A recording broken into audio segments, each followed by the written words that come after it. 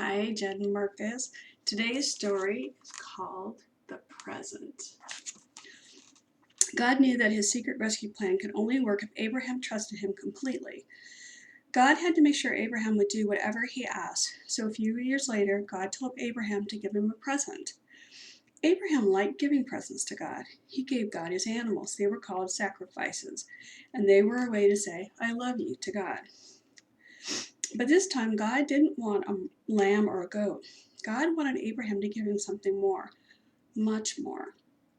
He wanted Abraham to give him his son, his only son, the son he loved, Isaac. To put his boy on the altar and kill him as a sacrifice? How could God want him to do such a terrible thing? Abraham didn't understand, but he knew that God was his father who loved him, and so Abraham trusted him. Early the next morning, Abraham and Isaac set off. They climbed a steepy, stony trail up the mountain. Isaac carried the wood on his back. His father carried the knife and the coals. Papa, Isaac said, we have everything except we forgot the lamb for the sacrifice. God will give us the lamb, son, Abraham said. They built an altar and laid the wood on top. Abraham asked his son to climb up atop the wood. Isaac didn't understand, but he knew his father loved him, and so he trusted him.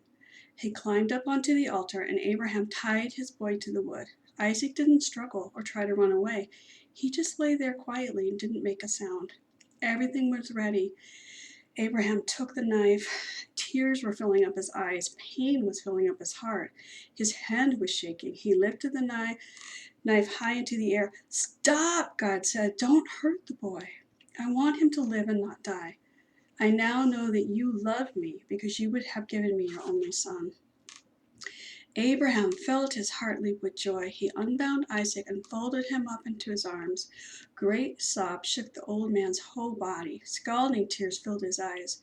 And for a long time they stayed there like that, in each other's arms, the boy and his dad. Suddenly, Abraham saw a ram caught in some brambles, the sacrifice. God had given them what they needed just in time. The ram would die so Isaac didn't have to. And so Abraham sacrificed the ram instead of his son. And as they sat there on the mountain top watching the embers of the fire die in the cool night air, the stars above them sparkling in the velvet sky, God helped Abraham and Isaac understand something. God wanted his people to live, not die. God wanted to rescue his people, not punish them. But they must trust him. One day someone will be born into your family, God promised them, and he will bring happiness to the whole world. God was getting ready to give the whole world a wonderful present. It would be God's way to tell his people, I love you. Many years later, another son would climb another hill, carrying wood on his back. Like Isaac, he would trust his father and do what his father asked. He wouldn't struggle or run away. Who was he? God's son, his only son, the son he loved, the Lamb of God. And next is the story about the girl that no one wanted.